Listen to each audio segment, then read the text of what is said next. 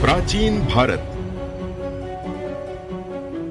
एक ऐसी दुनिया जहां चीन से लेकर ग्रीस तक विद्यार्थी अपने स्थानीय विद्यालयों को छोड़कर भारत की यूनिवर्सिटीज में ज्ञान प्राप्ति के लिए आते थे।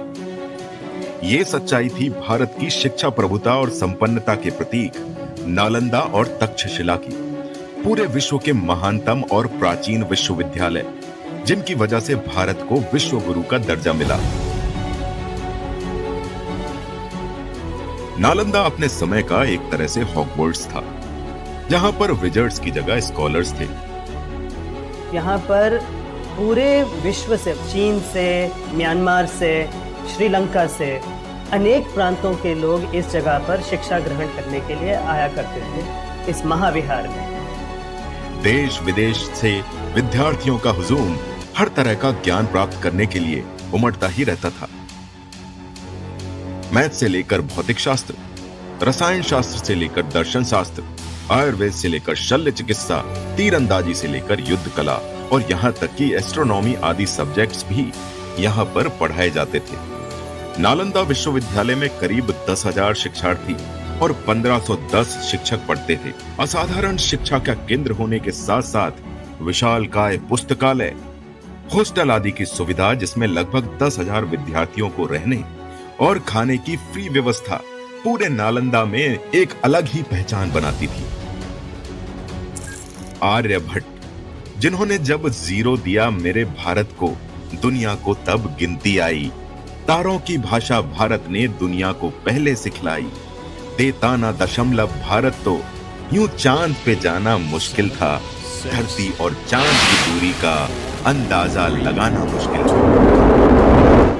Zero and lift off for the final launch of Endeavour, expanding our knowledge, expanding our lives in space.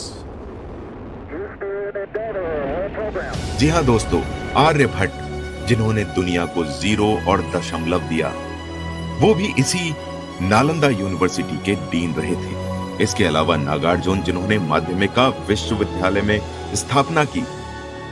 आर्यवेदा, Dharmpal, Dharmakirti और बौद्ध चाइनीज ट्रेवलर्स जैसे कि वेनसांग और टीसिंग आदि, ये सारे लोग इसी नालंदा यूनिवर्सिटी के या तो स्टूडेंट्स रहे हैं या टीचर्स रहे हैं।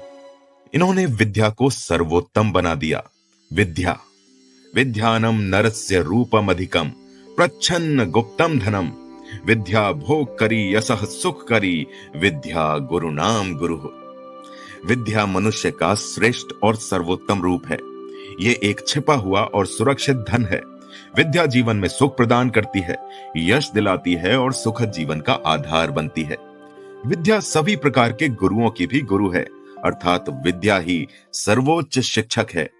नमस्कार दोस्तों, ज्ञान के इस सफर में मैं हूं आपका हमसफर अतुल चौहान और आज बात करेंगे प्राचीन भारत में विद्या के महानतम मंदिर नालंदा के उत्थान, प्रसिद्धि, पतन और पुनर्निर्माण के बारे में। परंतु अभी तक अगर आपने मेरे चैनल ज्ञान विद चौहान को सब्सक्राइब नहीं किया तो सब्सक्राइब कर नोटिफिकेशन बेल दबा दें ताकि आपको इस तरह का ज्ञानवर्धक कंटेंट मिलता रहे। उसके बाद गुप्त काल में इस जगह का और डेवलपमेंट हुआ और ये एक विहार से 7वीं शताब्दी तक महाविहार बन चुका है। असलियत में नालंदा विश्वविद्यालय को महाविहार कहा जाता था, जो एक बौद्धिस्ट मॉनेस्ट्री थी। नालंदा विश्वविद्यालय की स्थापना गुप्ता डायनेस्टी के कुमार गुप्त वन ने की। 5वीं सदी में इस यूनिवर्सिटी का शिलान्यास किया गया। समय के साथ साथ 7वीं सदी में कन्नौज के शासक हर्षवर्धन और 8वीं से लेकर 12वीं सदी तक पाल वंश ने नालंदा यूनिवर्सिटी का रक्षण और विकास किया। यूं तो अपने जीवन काल में नालंदा पर 3 बार आक्रमणकारियों ने हमला किया। सबसे पहली बार मिहिरकुला के हूणों ने, दूसरी बार 7वीं सदी में गौड़ वंश ने कुछ नुकसान को पहुंचाया, पर सबसे घातक आक्रमण 1193 में मोहम्मद गौरी के सिपासालार बख्तियार खिलजी ने किया। कुछ लोग कहते हैं कि खिलजी ने सिर्फ इसलिए नालंदा की महान लाइब्रेरी में आग लगवा दी क्योंकि उस लाइब्रेरी में उसे कोई कुरान की कॉपी नहीं मिली थी। परंतु ज्यादातर टेक्स्ट के अनुसार कहानी कुछ इस प्रकार है। कहते हैं कि एक बार बख्तियार खिलजी एक जानलेवा बीमारी का शिकार हो गया था। बड़े से बड़े हकीम भी जब उसकी बीमारी का इलाज करने में नाकाम रहे, तब उसके मंत्री ने बताया कि अब सिर्फ नालंदा विश्वविद्यालय ही उसके बचने की आखिरी उम्मीद है। बस फिर क्या था, आया तेरे दर पर दीवाना और पहुंच गया खिलजी नालंदा के दर पर, जहां आचार्य राहुल श्रीभद्र के सामने खिलजी ने एक चुनौती रख दी कि वो उसे टच नहीं कर सकते, साथ ही वो किसी भी दवा का सेवन नहीं करेगा। श्रीभद्र को बिना किसी दवा और टच किए हुए उसको ठीक करना होगा। श्रीभद्र ने खिलजी की चुनौती को स्वीकार किया और उसे एक कुरान की कॉपी देते हुए कहा कि इस कुरान को अगर वो पढ़ लेगा तो वो सही हो जाएगा। खिलजी किताब को पढ़ता गया और स्वस्थ हो गया। दरअसल श्रीभद्र ने कुरान के हर पन्ने पर एक मेडिसिनल लेप लगाया था, जिसकी सुगंध में मेडिसिनल प्रॉपर्टीज थी, जो हवा और श्वास के साथ दवा के रूप में खिलजी का उपचार कर रही थी। तो ये था महारत का एक उदाहरण जो नालंदा के गुरुओं के अंदर था।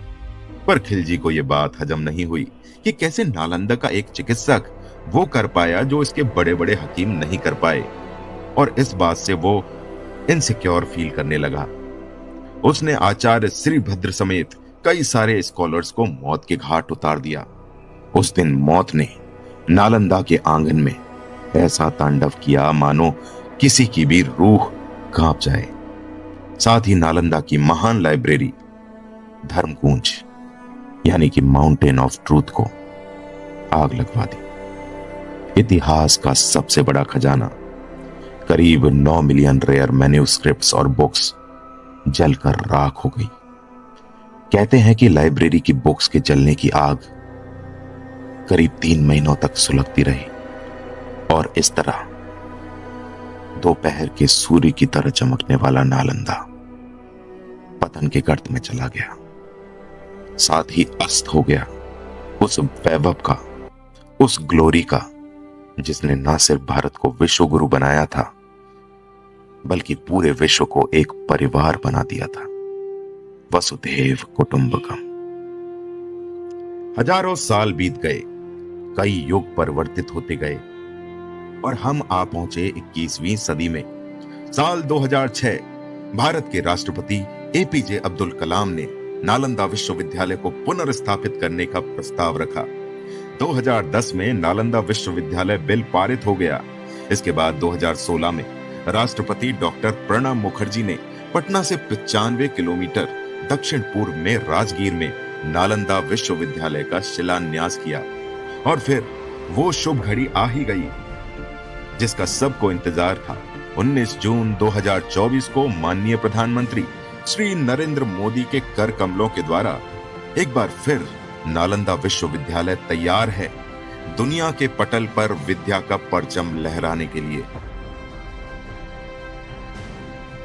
की पुनर्स्थापना भारत के स्वर्णिम युग की शुरुआत करने जा रहा है। राजगीर में बने नालंदा यूनिवर्सिटी के न्यू कैंपस का उद्घाटन करेंगे। शिक्षा का केंद्र रहे नालंदा से सिर्फ भारत की नहीं बल्कि विश्व के कई देशों की विरासत जुड़ी हुई है।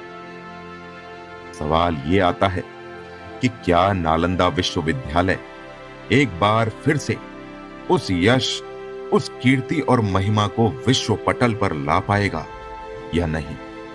क्या एक बार फिर से भारत भा यानी कि ग्लोरी में रत हो पाएगा या नहीं? क्या फिर से भारत विश्व गुरु कहलाएगा? दोस्तों नीचे कमेंट करके जरूर बताइएगा। आशा करता हूं ये वीडियो आपको बहुत पसंद आया होगा। अगर हां तो लाइक और शेयर करना ना भूलें। फिर मिलेंगे एक और बेहतरीन वीडियो के साथ। तब तक जीवन में आगे बढ़ते रहें और कामयाबी की ऊंचाइयों को चूमते रहें। All the very best.